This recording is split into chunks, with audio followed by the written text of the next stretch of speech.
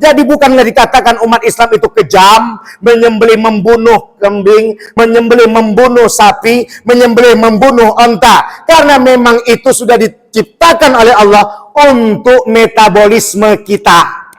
Ini kadang kawan-kawan nggak paham kemana arah biologinya. Ada mata rantai makanan. Makanya jangan berlebihan nyayangi binatang. Sayangi anak kita. Ini anak kita dianggap binatang, binatang dianggap anak kita. Itu balik. Makanya Rasulullah ngasih kita sayang itu sama kucing. Dan jelas kucing itu tidak diboleh disembelih. Ini nanti berlebihan sayangnya. Tanduk menandakan kekuasaan bagi siapapun yang berharta, bertahta. Maka di saat itu adalah dinyatakan, engkau tak akan bisa punya apa-apa. Kalau sudah lehermu disembelih, wahai kambing, sapi, dan onta, mahkotamu hilang. Kau pun lemah. Begitulah kita ketika nyawa hilang dari badan. Hilanglah kita sebagai penguasa, bahkan sebagai raja.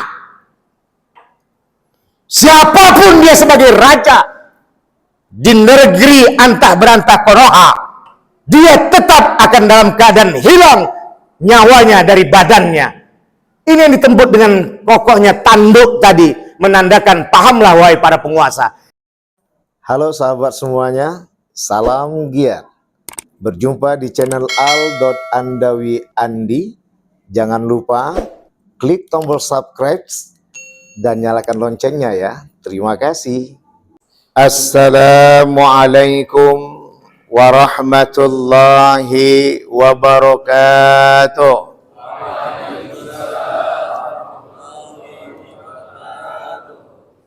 Allahu Akbar. Allahu Akbar. Allahu Akbar. Allahu Akbar. Allahu Akbar. Allahu Akbar. Allahu Akbar. Allahu Akbar. Allahu Akbar. Allahu Akbar kabira walhamdulillahi katsira wa subhanallahi bukratan wa asila. La ilaha illallah wa la na'budu illa iyyah mukhlisina lahuddin walau karihal kafirun. La ilaha illallah wahdah sadaqa wa'dah wa nasara 'abdah wa 'adda dundah wa hadamal ahzaba wahdah. La ilaha illallah wallahu akbar. Allahu akbar. Allahu akbar walillahil hamd. Alhamdulillah wa syukru lillah wassalatu wassalamu ala rasulillah sayyidina Muhammadin wa mawalah. Ashhadu an la ilaha illallah wahdahu la syarika lah wa ashhadu anna Muhammadan abduhu wa rasuluh la nabiyya ba'dah. Rabbi israh li sadri wa yassir li amri wahlul 'uqdatam min lisani yafqahu qawli yafqahu qawli amma ba'd. Wa qala Allah ta'ala fi kitabil karim fi suratil kautsar, a'udzu billahi minasy syaithanir rajim. Bismillahirrahmanirrahim. Inna a'tainakal kautsar fasalli lirabbika wanhar. Inna syani'aka huwal abtar. Shadaqallahul azim. Ila fiafatina bikulli matara sabqa tahiruka inna syarrad dawabi 'indallah sumul bukbul ladzi la ya'qilun. Fa ya ibadallah ittaqullah wa'budu mukhlishina lahuddin la'allakum tuflihun. Bapak-bapak, ibu-ibu, saudara-saudari sekalian, jemaah sidang ba'da salat Idul Adha 1445 Hijriah yang dirahmati oleh Allah, jemaah Masjid Nurul Furqan rahimakumullah. Puja dan puji syukur kita limpahkan kehadiran Allah Subhanahu wa taala pada hari ini, hari yang sangat berbahagia, kita kumpul bersama memasuki renungan yang bersahaja untuk menyadari kepada siapa diri kita yang sesungguhnya.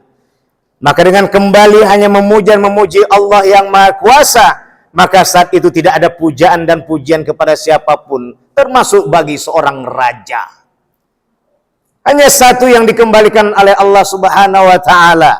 Sosok yang akan dijadikan tauladan yang kita cinta.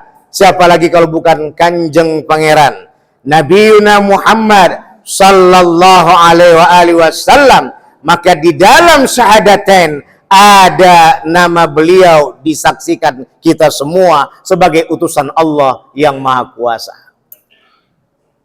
Keteladanannya, kepiawaian akhlaknya yang mulia menempatkan ia dicinta oleh Allah Subhanahu wa taala.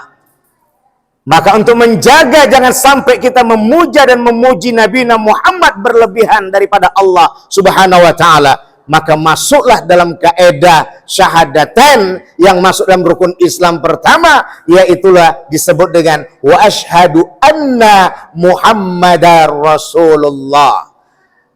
Dan kami bersaksi bahwasanya Nabi Muhammad itu utusan Allah. Maka tiada akan pernah Nabi Muhammad menjadi anak Tuhan. Tiada akan pernah Nabi Muhammad menjadi Tuhan. Karena kepiawaiannya yang mulia dengan akhlak perilakunya. Maka di saat itulah Nabi Muhammad sallallahu alaihi wasallam hanya menjadi utusan Allah yang Maha Rahman.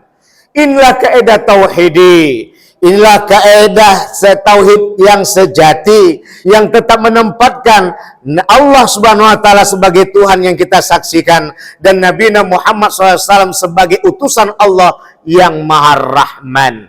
Maka tiada pernah Nabi Muhammad menjadi Tuhan selain Allah. Inilah kelebihan dalam rukun Islam yang ditempatkan di rukun Islam pertama. Maka oleh karena itu kita berselawat dan salam pada baginda besar Nabi Muhammad sallallahu alaihi wasallam. Allahu akbar, Allahu akbar, Allahu akbar, walillahil hamd. Bapak-bapak, ibu-ibu, saudara-saudari sekalian jemaah sidang salat Idul Adha Zulhijjah 1445 Hijriah, jemaah Masjid Nurul Furqan yang dirahmati oleh Allah Subhanahu wa taala. Maka dalam Idul Adha ini ada beberapa hal yang akan kita kaji bersama bagi khatib pribadi khususnya dan kita semua pada umumnya. Yang pertama, harus kita pahami dan kita sadari bahwa perjalanan Idul Adha ini tidak luput kaitannya dengan adha, yaitu kurban. Kurban asal kata dari qoroba. Artinya adalah upaya pendekatan diri kita kepada Allah Subhanahu wa ta'ala. Ngapa dikatakan pendekatan? Karena itulah sejatinya yang akan kita dekati, tapi tanpa menafikan, memungkiri bahwa ada alat yang untuk mendekati Allah Subhanahu wa ta'ala. Apa dia? Harta dan tahta. Tapi sungguh harta dan tahta itu adalah semuanya nanti diarahkan kepada satu yang kita punya. Harta yang kita cinta. Siapa lagi kalau bukan anak-anak yang kita sayangi bersama. Maka dalam hal ini biar anak-anak tak menjadi fitnah sebagaimana disampaikan oleh Allah dalam surah At-Taghabun di ayat 14 ayat 15 itu. Disitulah Allah katakan bahwa anak dan harta itu adalah fitnah.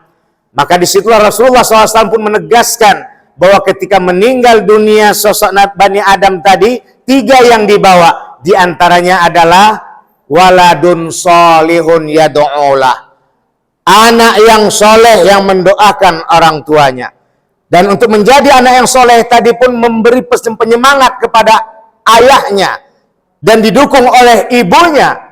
Maka kajian Islam mengajarkan untuk semua umatnya agar rajin bekerja. Islam tak mengajarkan kita kepada miskin, tapi Islam mengajarkan kita untuk kaya, agar kita mempunyai warisan yang ada untuk memberikan bersahaja kepada anak-anak kita, dan anak-anak kita bisa menggunakan di jalan Allah Subhanahu wa taala. Bahkan di dalam kaidah fikih 4 mazhab Said Sabiq, bila anak itu tadi tidak sesuai dengan kesalehannya, alias anak yang salah atau anak yang jahat dan bejat, maka di saat itu meninggal orang tuanya, dipending warisan buat dia, karena khawatir warisan tadi akan dijadikan untuk berbuat jahat dan akan terimplikasi mempengaruhi kepada orang tua yang meninggal dunia itu menjadi sedekah jariah karena dia membuka kafe, diskotik, berbau maksiat.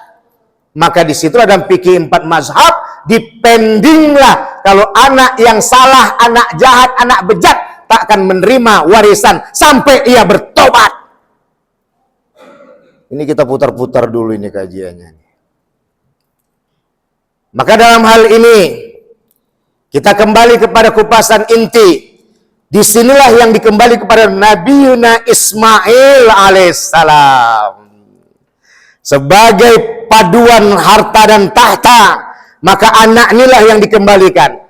Ketika Ibrahim alaihissalam, Nabiuna Khalilullah, berbicara dengan Jibril alaihissalam, sahabatnya, di sebuah bukit, melihat unta dan kibas yang ada, dan berkata Jibril alaihissalam kepada Nabi Ibrahim, "Wahai Ibrahim, betapa baiknya hatimu, semua ternakmu ternak nih, andaikan Allah bagikan kepadaku anak, anakku pun akan kuberikan pada Allah, kusembelih dia untuk Allah."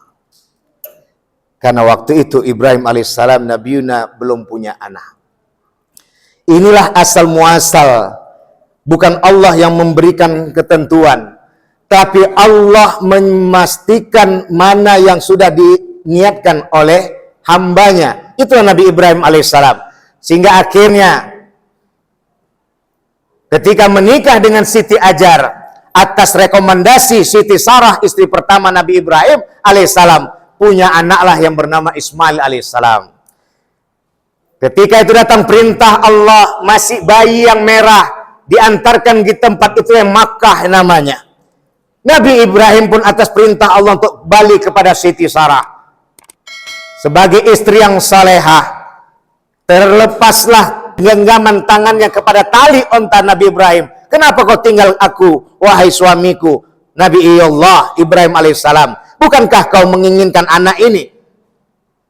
"Wahai istriku, siapa yang ingin meninggalkanmu? Ini perintah Allah, berat hatiku tinggalkan dirimu." Kalau udah Allah yang mengatakan, "Wahai suamiku," dilepaskan Siti Hajar lah. Kalau sudah Allah berkata, maka Siti Hajar pun tak lagi menggunakan perasaan dirinya, tapi perasaan kembali kepada Allah Subhanahu wa ta'ala. Karena Allah tak akan mungkin menghadirkan peraturan yang sia-sia. Innahu ala kulli syai'in qadir. Kesalehatan seorang istri, dan akan kita lihat kesalehatan seorang ibu yang dicintai. Maka setelah ada mengatakan 6 tahun, ada yang mengatakan 12 tahun, Nabi Ibrahim alaihissalam tidak lagi melihat sampai datangnya perintah Allah di 6 tahun kemudian, ada yang mengatakan 12 tahun kemudian. Maka saat itu Nabi Ibrahim pun datang menjumpai istri yang tercinta, anak yang tersayang. Saat itu Nabi Ismail alaihissalam lagi bermain-main di kawasan Padang Arafah. Dari mulai Arafah, Musdalifah, dan Mina, itu bagian daripada Arafah. Tapi yang menjadi fokus adalah Arafah, yang tempat wukuf kita kembalikan. Hingga nanti datangnya masa mabit di Musdalifah dan menuju Mina, tempat penyembelihan. Maka dikala itu, Nabi Ibrahim alaihissalam mengintip di balik batu besar. Nabi Ismail diarahkan Allah matanya kepada ayandanya. Menariknya Nabi Ismail berkata, "Wahai bapak, bukankah kau adalah ayahku? Karena seperti apa yang disampaikan oleh ibuku, parasnya mirip dengan paras wajahmu." Masya Allah, 6 tahun tak jumpa laki. 6 tahun atau 12 tahun tak jumpa suami, tapi anak tetap dibaik sangkakan mengenai perihal ayahnya yang dicintai. Ayahmu adalah seorang nabi, nak. Saat ini dapat utusan dari Allah, perintah untuk tidak menjumpai kita sampai datangnya masa perintah Allah untuk menjumpai kita. Ayahmu tuh orangnya tampan, gagah rupanya, kuat dan kokoh, tegap dirinya, dan baik budi pekertinya. Begitulah wajah yang seperti ini, opal dan lain sebagainya. Maka di saat itulah hafallah Nabi Ismail sampai 6 sampai 12 tahun. 6 tahun atau 12 tahun digambarkan bagaimana wajah Nabi Ibrahim. Lain kita sekarang. Suami tak pulang 3 hari aja langsung dikatakan, tuh layak kau tuh. Hancurnya luar biasa. Ini gambaran untuk mengajarkan kita menjadi istri yang solehah dan ibu yang solehah buat anak-anak kita. 6 tahun tak berjumpa. Ada yang mengatakan 12 tahun tak berjumpa. Tapi tetap koridor selalu membahas bahwa suaminya kepada anaknya adalah ayah yang luar biasa bertanggung jawab. Ingat ibu-ibu yang di belakang, jangan sampai gusah-gusuh. Apalagi sekarang ada handphone, tinggal telepon aja. Paling tidak dia berupaya untuk bagaimana berjerih payah mencari nafkah. Dihantam oleh panas, dihantam oleh hujan. Sekarang musim diare dan DBD. Itu pula kita berburuk sangka pada suami. Kalau sudah berbaik sangka, kita doa kepada Allah yang kita cintai. Ketika terdetak dia melihat wanita cantik yang akan menggodanya, maka di saat itu dia akan mengatakan astagfirullah pada Tuhannya. Dan dia akan ingat kepada istrinya dan ingat kepada anaknya. Makin semangat dia untuk mencari kerja. Tapi kalau kita berburuk sangka dengan dia, siapa yang membuat ulah suami kita selingkuh? Karena kita sendiri meminta dengan buruk sangka. Satu. Yang kedua, Ismail. Maka di saat itu baru berjumpa dengan Nabiuna Ibrahim alaihissalam. Belum nyampe 7 hari. Langsung bermimpi Nabi Ibrahim. Di antara Arafah, Muzdalifah, dan Mina, itulah dia Tarwiyah, Arafah, dan Idul Adha. 3 kali berturut-turut bermimpi. Apa perintah mimpi itu? Sembelih anakmu Ismail. Tak sampai hati Nabi Ibrahim menyampaikan kepada Ismail yang baru berjumpa 7 hari kurang lebih. Setelah 6 tahun atau setelah 12 tahun. Dia mana perasaannya? Maka di kali ketiga bermimpi, di saat itu dia berkata, Arafah, jelaslah. Maka di saat itulah jelaslah dia sampaikan kepada Ismail. Apa kata Ismail? Dari mana perintah ini wahai ayah? Dari Allah subhanahu wa ta'ala wahai anakku. Kalau itu dari Allah ya, tak usah ayah risau. Taunya hamba bahwa ayah baru berjumpa sama saya, udah lama meninggalkan saya, tapi ini kalau udah perintah Allah, tidak ada bisa kita untuk memungkiri dan menghambatnya perintah ini. Maka oleh karena itu wahai ayah, biar kau tak tertanggung-tanggung untuk menyembelih dan aku tidak merasa khawatir dengan untuk disembelih nantinya, tutup mataku dan ayah pun tutup mata ayah. Maka di saat itulah tanpa disadari oleh Ibrahim alaihissalam Nabiuna, maka di saat itulah diganti Allah dengan kibas. Apa pesan di sini? Inilah yang disebut anak soleh. Meskipun udah 6 tahun atau 12 tahun tak berjumpa, baru belum nyampe 7 hari berjumpa, langsung datang perintah untuk nyembelih dia. Tapi kalau udah itu perintah dari Allah Subhanahu wa taala, ia tetap akan patuh. Sami'na wa ata'na. Kami mendengar dan kami patuhi dan kami taat. Yang kedua, inilah yang kita tempah anak kita menjadi anak yang soleh, bukan anak yang salah. Anak yang soleha, bukan anak salah. Hadirin salat Idul Adha Jemaah Nurul Furqan yang dirahmati oleh Allah. Allahu Akbar, walillahil hamd. Terakhir, bahwa dalam pesan ketiga ini ada kurban yang bertanduk dan ada kurban yang gemuk nan kokoh gagah. Dan di situ yang dipilih adalah jantan. Kenapa tidak betina? Jantan identik dengan lelaki atau pria yang bertanggung jawab sebagai pimpinan rumah tangga dan bahkan pimpinan negeri dan bangsa. Maka inilah yang akan kita lihat dengan bagaimana hebatnya ia bertahta dan berharta. Tapi diharapkan dalam pesan kurban ini adalah agar tetap ingat kepada Allah yang Maha Suci. Maka di saat itu tidak ada lagi tawar-menawar dengan Rahman dan Rahim. Tapi Bismillahi, Allahu Akbar. dengan nama Allah, Allah Maha Besar. Tak ada lagi tawar-menawar Bismillahirrahmanirrahim. Kalau bahasa selama ini kita pahami adalah tidak cocok kasih sayang ditampilkan dalam menyembelih, maka khatib menambahkan dengan bahasa lugas bahwa di sini adalah pertama semua makhluk ini adalah fan. Kullu man 'alaiha fan.